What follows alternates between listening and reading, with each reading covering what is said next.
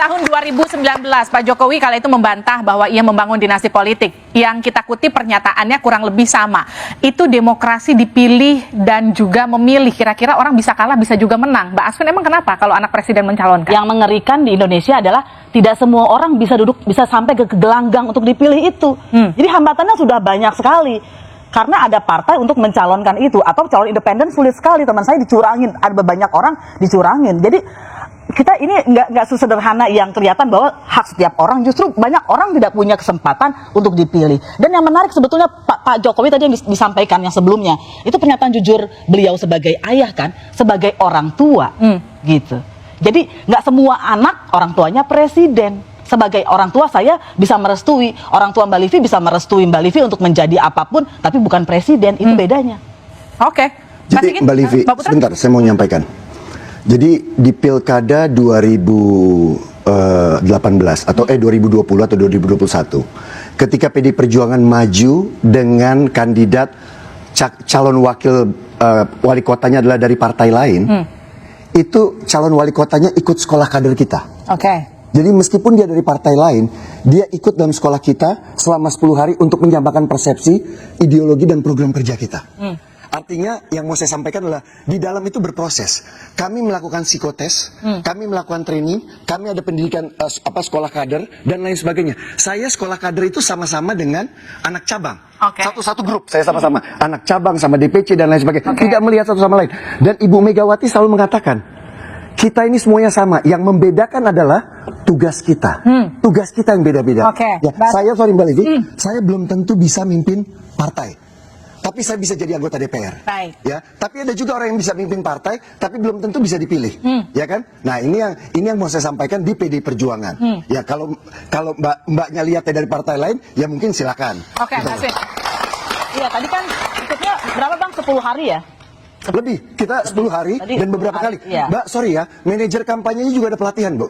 Ya, jadi pelatihan itu ada. Waktu itu ada dari ex tentara ikut pelatihan, dari kalangan kampus ikut pelatihan, dan semuanya ikut pelatihan. Lama sekali pelatihan dan bertahap semua. Nah, dari penjelasan itu kita bisa lihat mungkin ada orang yang ini bukan ngomong PDIP saja ya, tapi fenomena-fenomena ada orang yang sudah menjadi kader partai dari bapaknya sampai dianya. Itu artinya melintasi generasi, tapi tidak pernah dicalonkan menjadi wali kota.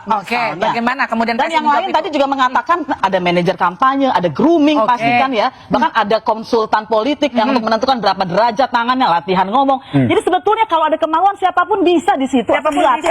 Sebentar. Pertama saya sepakat bahwa untuk menjadi menjadi pejabat publik itu di Indonesia susah. Kita melihat banyak yang tidak bisa karena misalnya masuk lewat sebuah partai kemudian dimintain mahar segala macam gitu ya. Karena itu satu hal dari PSI kita nggak pernah pakai mahar untuk untuk caleg maupun calon kepala daerah. Nah, sekali lagi, mungkin kalau kita bicara politik dinasti, kita kembalikan ke demokrasi lagi kan. Kalau tadi dikatakan misalnya ada kader-kader yang sudah bekerja bertahun-tahun, kemudian katakanlah ada seorang calon, katakanlah Mas Kaisang gitu ya, yang kemudian masuk dan dicalonkan jadi wali kota Depok. Nah, itu kan kita juga nyaloninnya nggak asal, anaknya presiden kita calonin gitu ya. Tapi kan kita melihat bahwa ada keinginan dari masyarakat untuk mencalonkan Mas Kaisang jadi wali kota Depok. Artinya kan kembali lagi nih keinginan masyarakat. Dan itu nggak bisa dibuktikan ya Mas, karena anaknya tinggal satu lagi. Kalau anaknya masih ada 2, maka orang bisa dipilih dan karena yang makanya nanti dikembalikan lagi ketika proses pilkada, rakyat yang akan menentukan dipilih atau enggak. Kalau PKS nanti memberikan wakil calon yang lebih baik, ya pasti yang dipilih calonnya PKS kan gitu. Makanya saya senang banget nih Mas Iqbal berkontestasi, nanti bisa melihat langsung.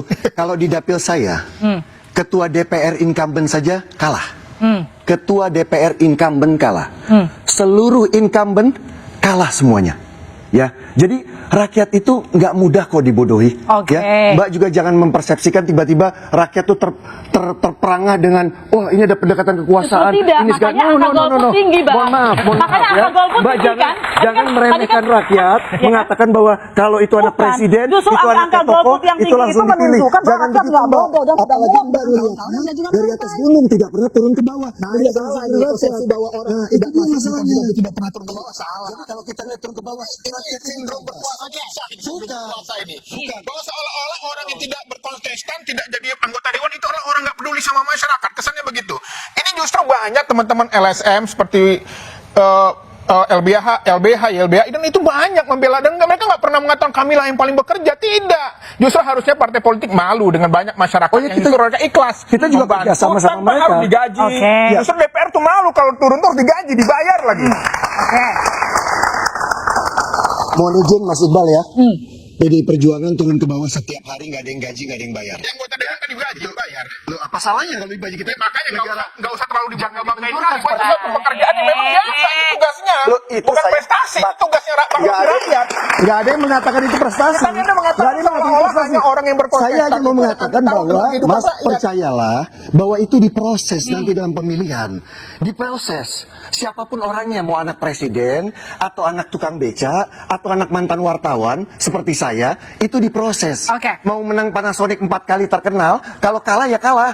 Gimana, Ya, Mas rakyat udah melek. Semuanya Nggak lewat ada proses. urusan. Semuanya lewat proses Ya, pemilihan. makanya bisa saya menang, bisa juga kalah. menduga bahwa PSI mengusung Kaisang ini hanyalah bagian dari istilahnya itu pansos saja. Gimmick. Gimik pansos, karena Kaisang ini kan pasti banyak pendukung Pak Jokowi, jadi mudah-mudahan dengan mengusung Kaisang suara PSI naik gitu loh. Oke. Karena ya sedih juga partai seperti PSI yang mengusung isu tentang toleran, mengisu tentang kesetaraan, Oke. tetapi justru melupakan kadernya sendiri Gimana tuh, Mas di Sigit? Kota Depok.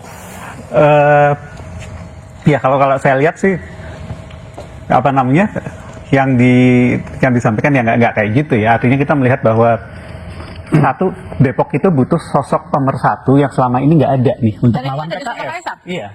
Jadi selama ini nggak ada sosok yang betul-betul dimajukan oleh kelompok-kelompok yang di luar PKS yang serius nih buat melawan PKS. Mas Kaisang ini adalah sosok yang dibutuhkan untuk bisa mempersatukan semua kelompok nasionalis di Kota Depok. Kita punya rekam jejak kasus yang politik dinasti Ratu Atut di Banten yang kemudian kita bisa bilang politik dinasti itu memang rentan korupsi. Bagaimana kemudian Anda melihat ini dan kemudian memajukan Kaisang untuk dianggap melanggengkan terahnya Jokowi? Kita lihat rekam jejaknya Pak Jokowi sendiri lah. Oke. Itu bersih. Kemudian juga kita lihat dari awal Pak Jokowi itu bukan siapa-siapa. Tapi itu kan Pak Jokowi ini beda sama Kaisang. Nanti dijawab oleh Oke. kita.